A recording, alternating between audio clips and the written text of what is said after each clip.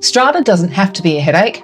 Brought to you by Lee de Castro, the founder of Redstone Lane Strata Management Services, this is Strata Assist. If you own property in WA, this podcast is for you. We'll break down the myths, simplify the rules, and help you navigate strata without the frustration. Because the more you understand it, the less you'll hate it. And that's what we're here to achieve. Let's get started. Hi, I'm Lee, coming back to give you a little bit more of a deep dive onto the different types of strata management companies that are out there for you to choose from. This is following on from my episode where I spoke about the important factors to consider when you're choosing your strata manager and your strata management company. And from that, it really stood out to me that I need to go through with you what options are available for you and the different types of companies that are out there to make sure that you're making an educated decision on what kind of company suits me best. Now, there's no right or wrong. It really is a personal choice and deciding it based on what type of strata company you are and how large you are and how much you value having really hands-on personal service versus having lots of support and other added extras. So to start off with, I'm going to go for the large specialist firms. So these guys definitely hold the majority of the market. They are large companies that have only strata management provision, maybe a little bit aside with insurance or building management, but they are very specialised, first and foremost, in strata management, and they're large companies. So they have multiple strata managers, multiple portfolios. That is really good in the fact that they are able to handle large quantities of people. They're designed with that support network. So they've got accounts teams and they've got people to back up if somebody is sick or if somebody leaves. That internal support structure can be really beneficial, and they do tend to be quite well trained in strata. So they know what they're talking about, or they've got somebody they can refer to if they're unsure about it. The cons, the problems, they're not flexible.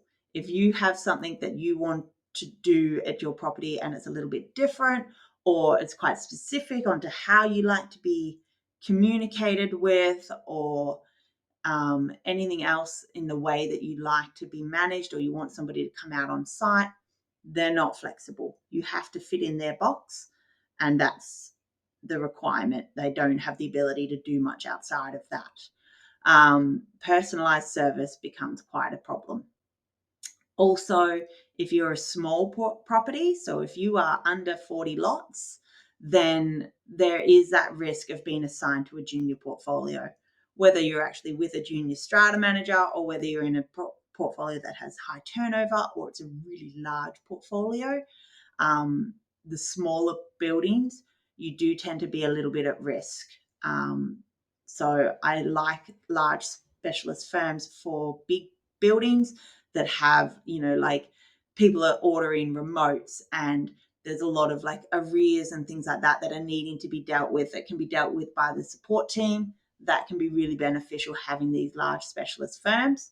But if you're small and needing to have personal service and somebody who values you, even if you're not big bucks, maybe keep listening. You also want to check the portfolio that you're getting put into with these, because it will vary quite significantly. So definitely make sure you know who your strata manager is going to be. The real estate affiliated strata management companies. So these are primarily real estate agents who have decided that strata is a good moneymaker to have on the side, a little bit like property management.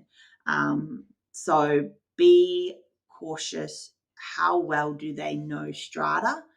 And are they just a cowboy who wants to make the money because it looked like strata was an easy way to make money? How long have they been doing this? And making sure that you find out a lot about the strata management department, how experienced they are, how much support are they given, and how much are they an add-on or valued by that entire agency. So it can work really, really well because they're going to be well funded. They're going to have a lot of other industries that they're working alongside. So it's not to say that they're bad,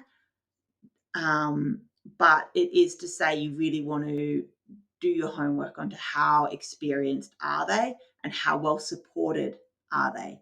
If there's high turnover of staff, that can be quite an alarm bell that maybe the support that's given to that department is not strong enough.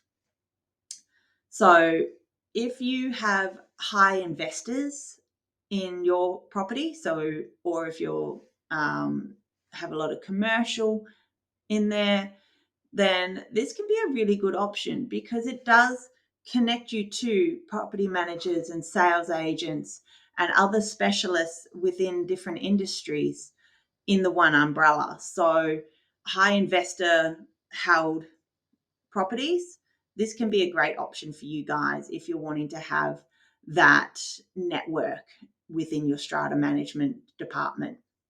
Next, I'm going to talk about the independent strata managers. So this type of structure, we tend to be smaller, working in small teams. It can even be a complete one-man band.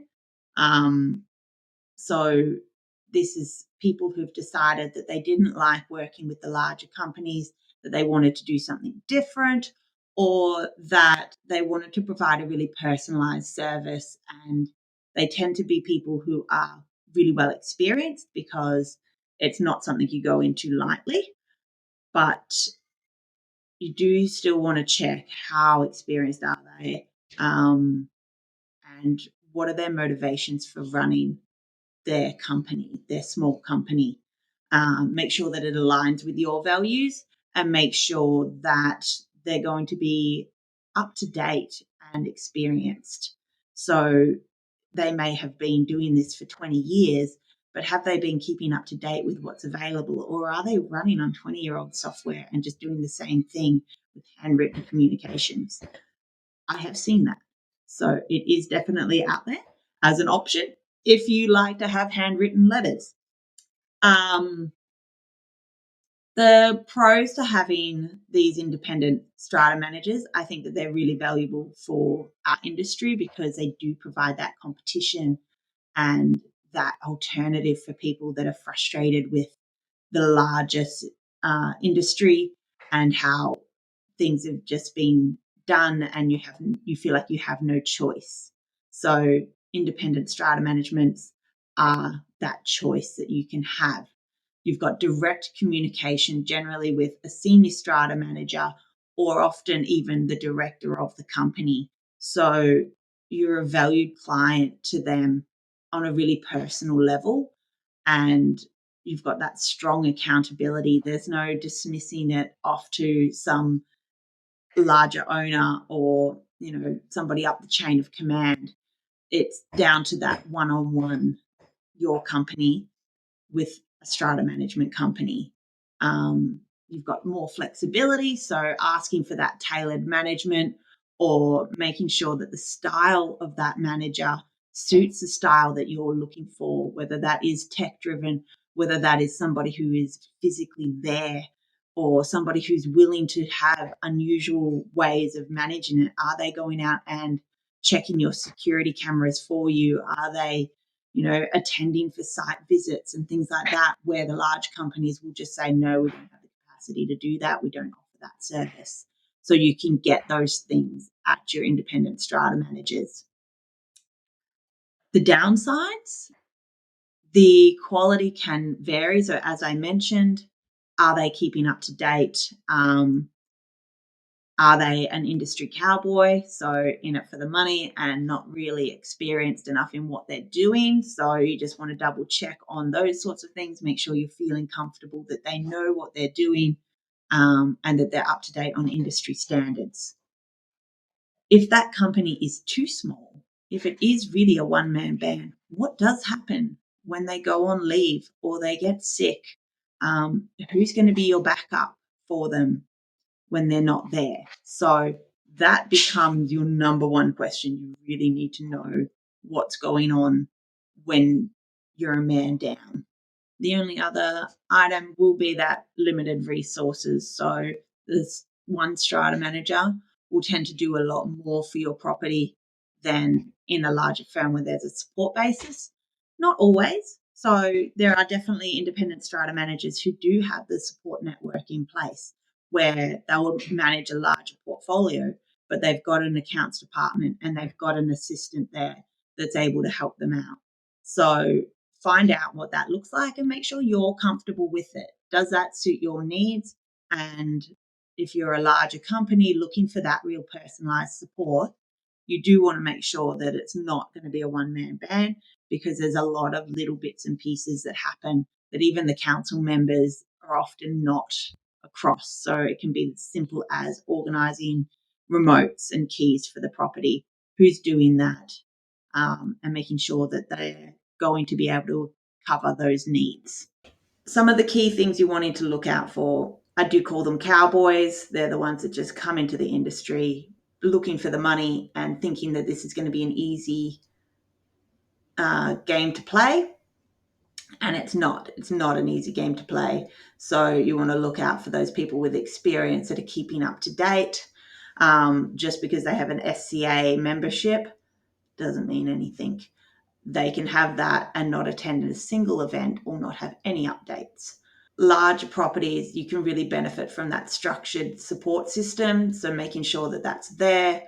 But if they're too inflexible, then you do want to look sometimes to the smaller independent people that can help you out in meeting all of your needs and getting everything that you're wanting. There is no one size fits all, just as there's no one type of strata property.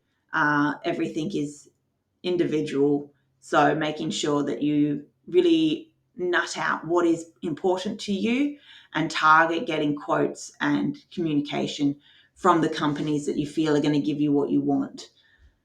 Asking them tough questions and having those questions already organized in your mind. So watching this video tells me that you guys are already onto that, and you're going to have a lot better chance than the ones that just wing it and email out to as many strata companies that they can for a general quote. Those are not going to get the solutions that they're looking for and will often just find themselves in a frustrated cycle and end up staying with a management company that doesn't suit their needs. Looking at that structure that works for you and doing that homework at the beginning is really helpful. So I really hope that this video is going to give you some insight and a little bit more direction. If you want transparency and a strata manager who utilizes a lot of technology in order to provide flexibility and fast results with a one business day turnaround on all inquiries, you'll know where to find me over at Redstone Lane. Thanks.